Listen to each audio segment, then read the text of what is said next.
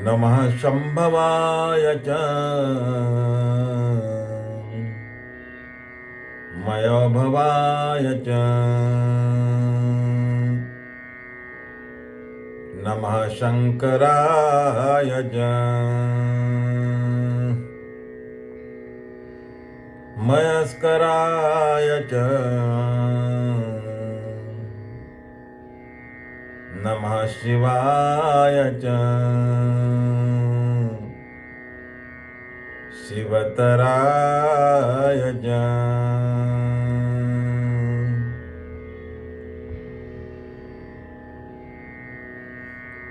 हम सबके भीतर बसे चैतन्य स्वरूप परमात्मा को, शिव को, ब्रह्म को वंदन करके आज की 7वें सूत्र की चर्चा का आरंभ करते हैं। सिद्ध अवस्था की दिशा में एक और कदम उठाते हैं, बढ़ाते हैं।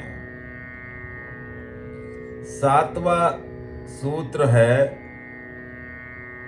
ज्ञानम जागृतः। ज्ञान का बना रहना ही जागृत अवस्था है। शिवजी का यह शास्त्र, शिवजी के ये सूत्र, ये योग सूत्र अनूठे हैं, अजूबे हैं, अद्भुत हैं, बेजोड़ हैं। दुनिया का कोई भी शास्त्र इनका मुकाबला नहीं कर सकता। ये सूत्र क्रमशः धीरे धीरे कदम कदम सिद्ध की अवस्था तक पहुंचाने वाली सीढ़ियां हैं।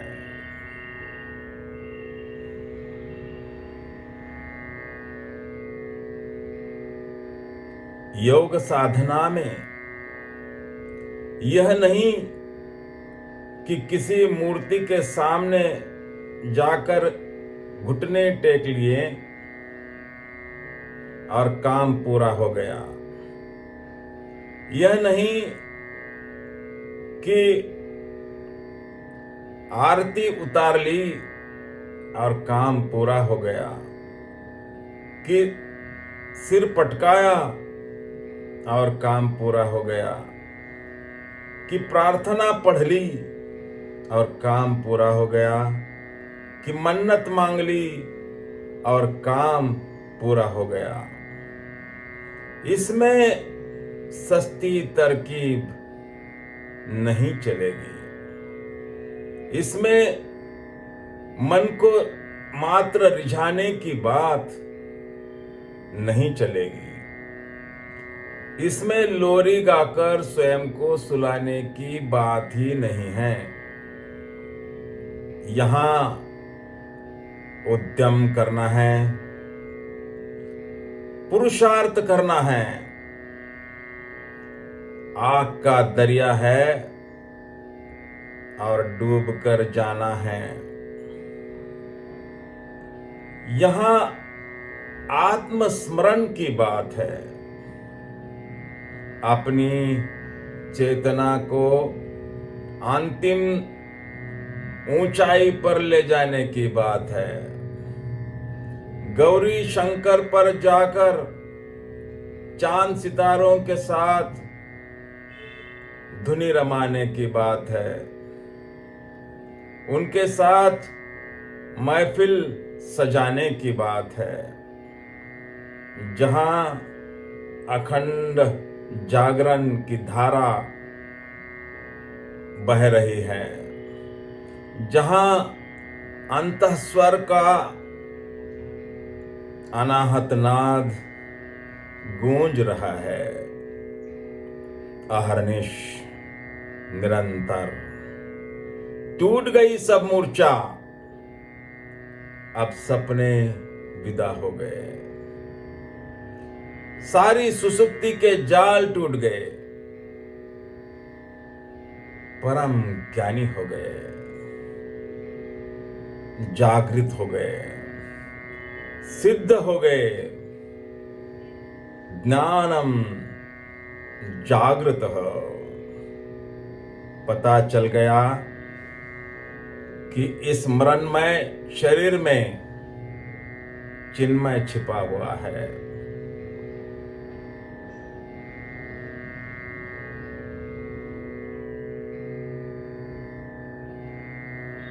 जब हम भीड़ से पृथक हो जाते हैं,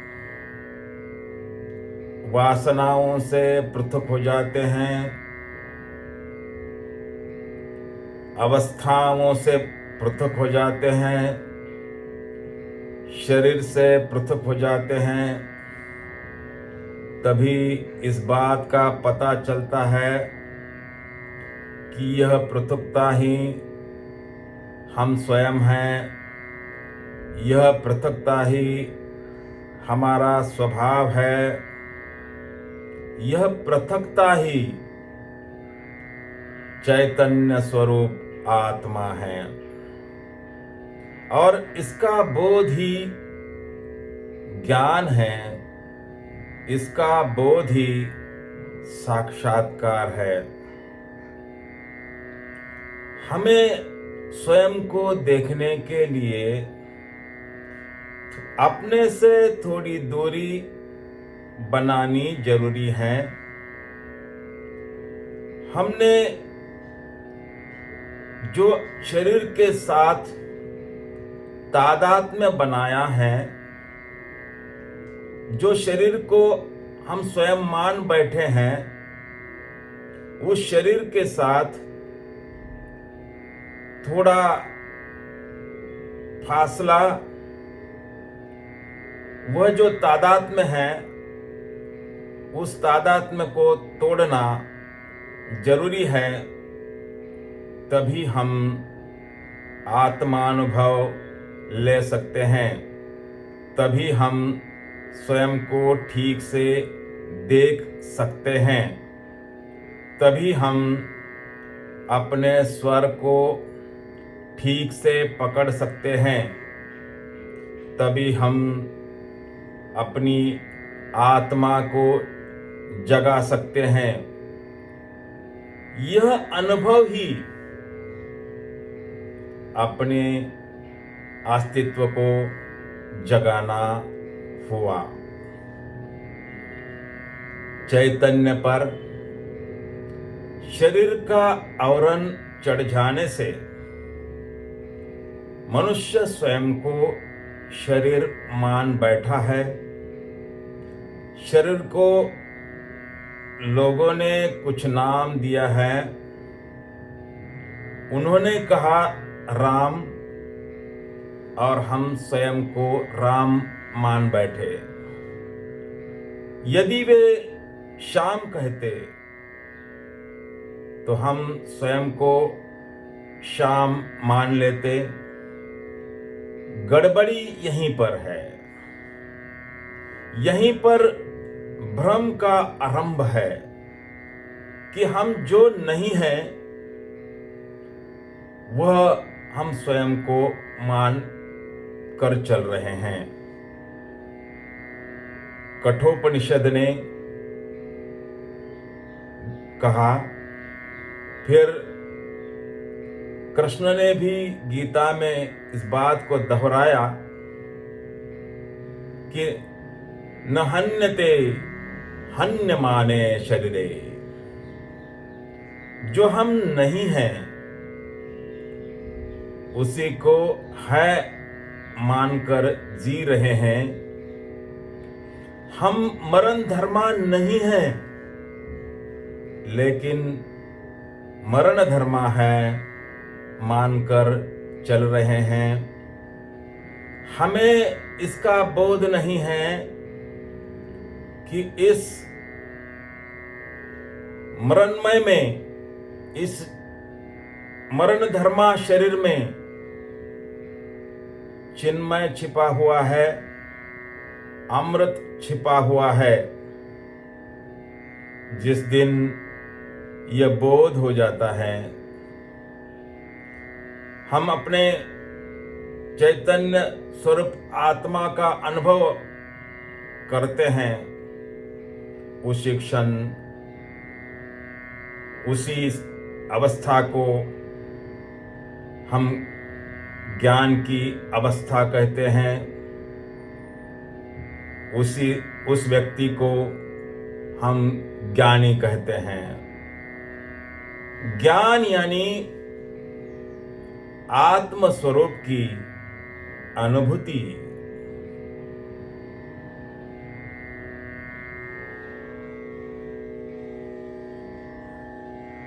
सामान्यतया शरीर की ऊर्जा मूलाधार चक्र में इकट्ठी हो जाती है, संगठित हो जाती है, जम जाती है बर्फ की तरह। जब उसे योग साधना के माध्यम से, तप के माध्यम से तपाया जाता है, तो वह ऊर्ध्वगामी हो जाती हैं, आकाश की यात्रा करने लगती है, सहस्त्रार की दिशा में अग्रसर होती है। मार्ग में आने वाले सभी शक्ति चक्रों को सक्रिय करते हुए जब वह सहस्त्रार में पहुंच जाती है, तो एक क्रांति घटित हो जाती है। सहस्त्र दल कमल खिलने लगता है, अस्तित्व जग जाता है, आत्मा की अनुभूति हो जाती है, महा आनंद की संभावना जग जाती है। आत्मा आनंद का स्रोत बहने लगता है। स्मरण रहे कि आनंद और सुख में भेद है। इन दोनों को एक सा समझने की गलती मत करना। सुख यानी एक छोटी सी किरण जो कभी भी बुझ सकती है। आनंद महासूर्य है जिसमें अनंत किरणें हैं, जो अनंत किरणों का केंद्र है। किरण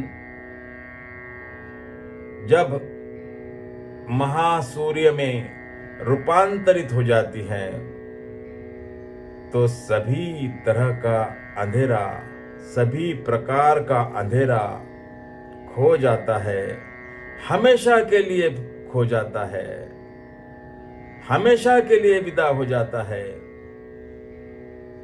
एक महासूर्य का उदय होते ही घर गलियारे सब तरफ उजियाला छा जाता है, सब प्रकाशोज्वलित हो जाता है। अब यह प्रकाश, अब यह रोशनी हमेशा के लिए रहेगी, ये कभी मिट नहीं सकती। शराब पीने वाला नशाखोर शराबी नशे में खोकर छोटी सी खुशी, वह भी कुछ देर के लिए, कुछ समय के लिए खरीद सकता है, यह आत्म विस्मरण हुआ। आनंद विस्मरण नहीं है, वरन आनंद आत्मस्मरण है। पूरे होश की स्थिति को आनंद कह सकते हैं। कबीर ने जिसे सुरती कहा, जिसका अर्थ है पूरा स्मरण आ गया। अब न बिखरने वाला प्रतिबिंब बन गया, अब चेतना अकंप हो गई। अब कभी न मिटने वाला प्रकाश छा गया। अब मूलारंभ को पहचान लिया।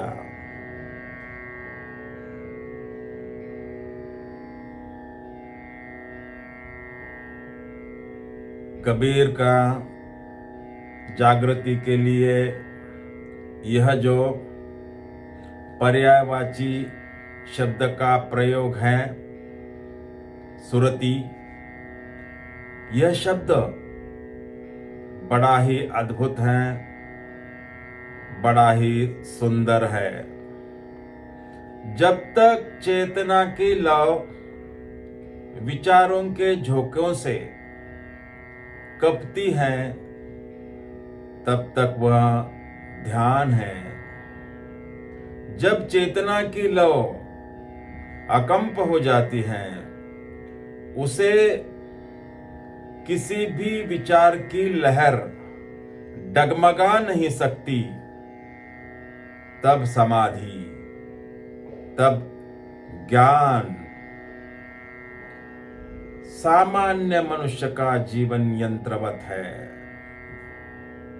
वह कार भी चलाता है तो सोचता नहीं कि इधर जाना है कि उधर जाना है, कि बाएं मुड़ना है कि दाएं मुड़ना है, कि ब्रेक दबाना है कि एक्सेलरेटर दबाना है, कि हॉर्न दबाना है। सामने अचानक कोई आ जाता है और पैर ब्रेक पर चला जाता है, हाथ हॉर्न पर चला जाता है। मन में कुछ और ही विचार चलते रहते हैं और वह घर पहुंच जाता है। उसे होशपूर्वक चलाने की जरूरत ही नहीं। हम सबका जीवन कोल्हू के बैल की तरह है। हम कोल्हू के बैल की तरह चलते जा रहे हैं। सुबह उठना, ऑफिस जाना, शाम ऑफिस से घर लौटना, भोजन करना, फिर सो जाना, फिर दूसरे दिन सुबह उठना, ऑफिस जाना और फिर वही करना जो कल किया था, जो रोज रोज करते आ रहे हैं। हम सब बेहोशी में जी रहे हैं, बेहोशी में चल रहे हैं। हमारी जागृति भी जागृति नहीं है। छोटी मोटी घटना भी हमें हिला देती हैं। छोटा मोटा विचार भी हमको कपा देता है। हमारा जागृत भी सोया हुआ है। योगी की सुसुप्ति भी जागृति है। फर्क सिर्फ होश का है। योगी हमेशा सजग है, सचेत है। जो भीतर से जागा हुआ है वही असली जागृत है। या निशा सर्वभूतानां तस्यां जागर्ति संयमी। कृष्ण जागृत उसे कह रहे हैं जो दिन हो कि रात हो, अवस्था चाहे कुछ भी हो, हर समय हर वक्त सचेत हैं, सजग हैं, जागा हुआ है। उसके भीतर बोध की, होश की ज्योति निरंतर जल रही है। जिसके भीतर हमेशा ज्ञान बना हुआ है, बोध बना हुआ है, वही असली जागृत है। आज की हमारी इस चर्चा को समाप्त करने से पहले, विराम देने से पहले, इस शास्त्र के पहले चरण को फिर से याद करते हैं, स्मरण करते हैं। ओम नमः श्री शंभवे स्वात्मानंद प्रकाश वपुषे।